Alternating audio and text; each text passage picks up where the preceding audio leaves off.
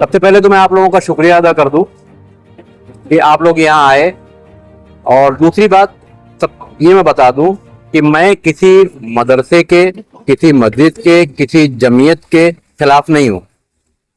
ये धरना देने की जो वजह है, 6 अक्टूबर को मुंबई के हज हाउस में जमीयतुल उलमा महाराष्ट्र अरशद मदनी ग्रुप का वहां प्रोग्राम हुआ था, और भिवंडी के हलीमुल्ला अंसारी जो सिराजुल उलूम में हैं, वो वहां सदर चुने गए।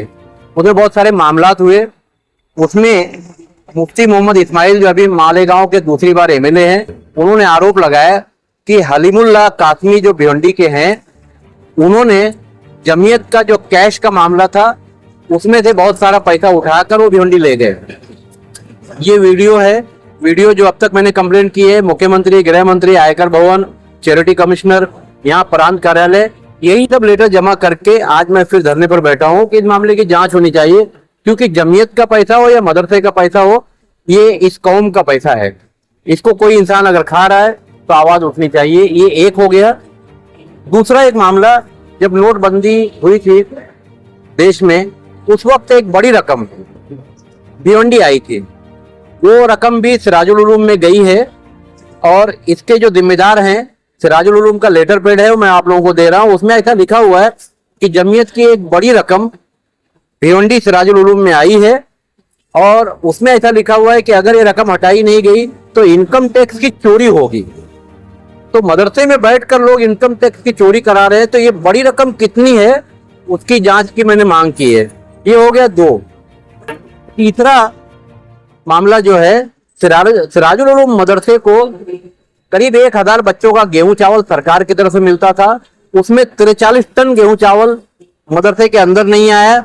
उसकी इंक्वायरी भिवंडी राशनिंग कार्यालय में एक अधिकारी थे उस वक्त, उनका नाम था गट्ठेवार। इस कागज में सब कुछ नोंद है, लिखा हुआ है। मगर उस वक्त रशीद ताहिर दूसरी बार एमएलए थे, उन्होंने मामले को संभाल लिया, मगर वो पंचनामा हुआ था, उसकी जांच हो। ये 3 हो गया। और चौथा मामला जो है, ये पूरे मामले की जो मैंने जांच की मांग की है, क्योंकि फिलहाल महाराष्ट्र में सरकार नहीं है, सरकार बनने वाली है, तो मैंने महाराष्ट्र के मुख्य सचिव मंत्रालय उनसे मांग की है, और पूरे पेपर आज मैं प्रांत ऑफिस में यहाँ ज्ञापन दिया हूँ कि इस मामले की जांच हो।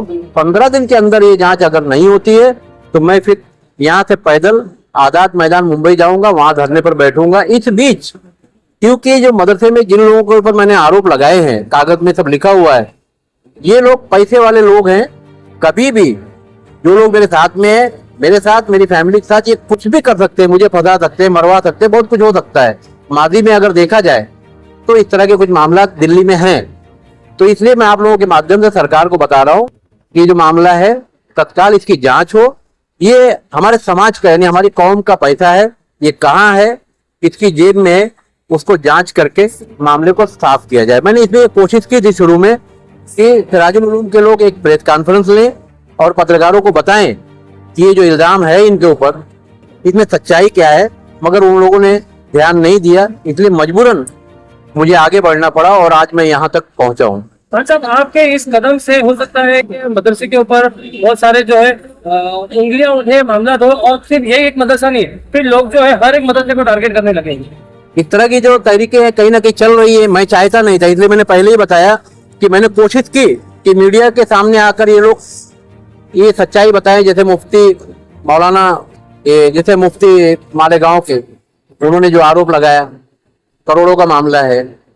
फिर जमीयत के पैसे जो भिवंडी आए लॉकडाउन के पहले नोटबंदी में, वो बताएं। तो ये लोग बता नहीं रहे हैं, तो अब आगे जो नतीजा होगा वो खुद उसके जिम्मेदार होंगे, मगर इनकी वजह से दूसरे लोगों को तकलीफ आ सकती है। ये बताइए, इतना बड़े बड़े जो आरोप लगा रहे हैं उसकी क्या बुनियाद है, और इतना बड़े आरोप लगाने की वजह क्या है, किस बुनियाद पे आप आरोप लगा रहे हैं? इसके सारे कागजात मेरे पास मौजूद हैं।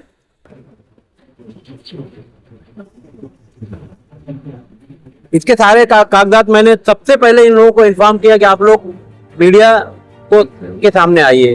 कुछ नहीं हुआ। उसके बाद पहला लेटर मैंने भिवंडी प्रांत कार्यालय को इनके मार्फत दिया गृह मंत्री को कि मामले की जांच की जाए। उसके बाद फिर आयकर भवन हुआ और गृह मंत्रालय को खुद मैंने जाके एक लेटर अलग से दिया कि मामले की जांच की जाए। और चैरिटी कमिश्नर को एक लेटर दिया कि सिराजुल उलूम की जो बॉडी है उसको भंग किया जाए और इस मामले की जांच किया जाए, पैसा कहाँ है। ये वो लेटर है जो सिराजुल उलूम से निकला था। इसी में लिखा हुआ है कि एक बड़ी रकम नोटबंदी के टाइम पर भिवंडी आई, जमीयतुल उलमा हिंद इमामबाड़ा मुंबई अरशद मदनी ग्रुप के कार्यालय से, तो भिवंडी आई तो वो पैसा कहाँ है।